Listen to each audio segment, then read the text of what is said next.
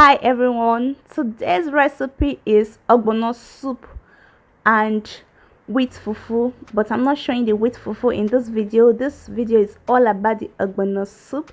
So if you want to know how to make the perfect ogbono, just watch to the end. Welcome to Boda's Kitchen. My name is Sharon. So I'm going to introduce all the ingredients to you now. That is the grounded ogbono powder. That's how it looks. And this other one is grounded crayfish powder. As you can see, some crayfish in it. And this is palm oil. This is what we use for the ogbono soup. And then I have ugu leaves, but you can use other leaves like oha leaves as well. You can use bitter leaf or you can mix both. And I have some stock fish here as well. This part is called the ear or the cod, so you can use dry fish or beef. And what is ogbono soup without kpomo? This is kpomo, cow skin. And I have my local spices, ukbe, ground pepper, salt, and some Maggi cubes. Alright, so to begin, I'm going to wash the stock fish with a generous amount of salt and hot water. The reason I'm using hot water is because it helps to clean the fish very well. Whatever worms or whatever dirt that might be on the fish due to processing and packaging, the hot water will help to overpower it. So I seriously recommend us washing our fish, especially dry fish, with hot water, depending on where you're buying from. If you're buying from the company where it's directly packaged and you trust them, no problem. But if you're buying from our local Nigerian market, you know they are usually exposed to dust due to how they shade it on the road. So please do well to wash your soup ingredients very well so that we don't end up eating a lot of dirt. So after washing it, after soaking it with water, I'm going to go ahead and wash the kpomo as well. This is cow skin that has been roasted, so I'm just going to go ahead and scrape off the skin a little bit. That's how I usually wash my kpomo. And then after scraping, I've not done scraping though, I scrape the outside and I scrape the inside as well. I think it's very important to wash meat, fish very well before cooking. And if you think it's kind of difficult for you to scrape like that, just go ahead and cut it so that you can be able to penetrate all the corners and scrape out every dirt from it. Because if you don't do this process for cow skin, you may end up eating sand due to the how it was processed. Sometimes they contain sand, so it's good to wash it very well. So I've washed it. Now I'm transferring it into a very clean pot, and then I'm adding the fish as well. I've rinsed it from the water and it's a little bit soft, so I'm not going to cook it for a very long time. Now I'm adding all the seasoning, the pepper, the Maggi, salt, and the ukbe. This ukbe is optional. If you don't have access to it, you can use iru, which is locust beans, or ogirigo.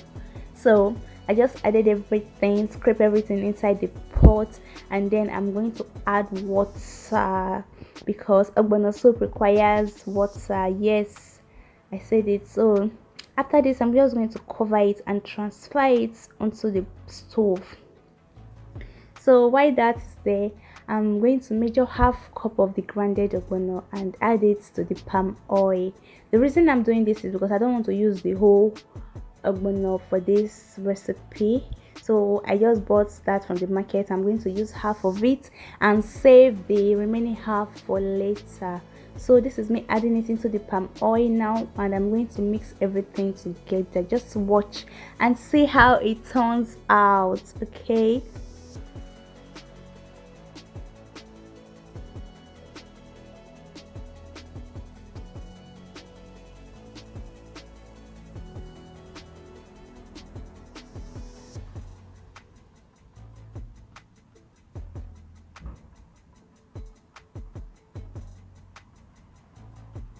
so after mixing it, I'm just going to heat it up. And the process I'm going to use is I'm going to put it inside the boiling meat and fish, but you can use a microwave to heat it up if you have one, or it's just necessary to heat it so that the ogbono soup will not have lumps. That is the reason for this step that I'm doing now. So I just finished mixing it now, and I'm going to go ahead and transfer it into the boiling pot. This is the fish, and the pomo is beginning to get hot, but not fully boiling yet. So I just giving it one more stir before adding the ogbono. So just watch how I place it on top. Make sure your plate is clean before putting it on top, but also be observant of the kind of plates you use. Is recommended to use a stainless plate, but if your glass bowl is strong, go ahead. So I just removed it now. It was in there for like 5 minutes, and the ogbono has melted, as you see.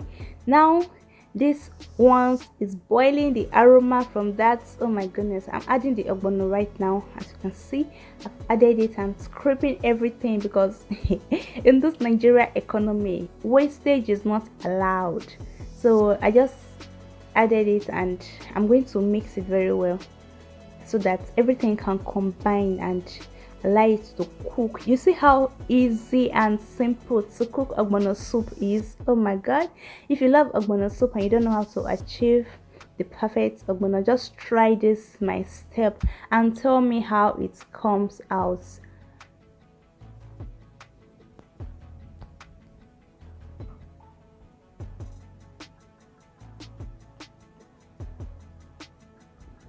So the ogbono is not fully cooked yet, but I'm still mixing it because I don't want any error. You know, in African kitchen you must mix your soup very well. You must mix it so that salt will not be sitting at the top and water at the bottom. That is not allowed. So I'm going to go ahead and add a very little amount of water, because I noticed the soup will be very thick once it's ready. So I added a little amount of water, and I'm just going to allow it to boil for some time before I add a little bit of seasoning if there is need.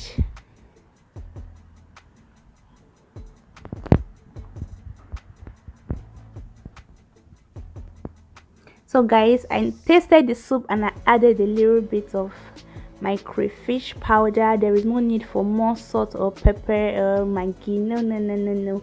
The taste is absolutely delicious and amazing. But if you taste yours and you need more salt, just go ahead. But you know, ogbono soup can be tricky. You may want to add little salt and you end up putting a lot. That will not be nice. So now it's time to add our ugu leaves. You know, in Nigeria we cook almost all the soup with ugu. Egusi soup or okra soup or everything, we must put ugu, apart from afang though. So I've added the ugu leaves, and I'm just going to stir it so that everything can combine. At this stage, our soup is ready. You can see that bubbling. Once you see your ogbono bubbling like that, don't cook it further. If not, it will lose its elasticity. So right now the soup is ready, and we don't want to overcook the vegetable as well. So I'm just going to let it boil for a few seconds and off the heat. So it's ready, and it came out so well. So I made wheat swallow with it. If you want to see how I made this wheat swallow, the video is on my channel. I uploaded it a few days ago, so go watch it. Now you see the ogbono came out so well, so delicious. Let me know what you think about this recipe. How would you prepare yours? Is this your first time of trying it? Just leave a comment for me. I would like to interact with you guys. I'll appreciate a feedback from you. So you can also serve your ogbono with fufu. This is cassava fufu. We call it akpu in Nigeria. So ogbono soup goes so well with it as well. Even poundo yams and more. That's it, guys. Thank you so much for watching that video. This is Brother Staycation once again, and on this channel I share amazing recipes, Nigerian recipes, African recipes, Nigerian street food, healthy drinks for weight loss, to cleanse your system.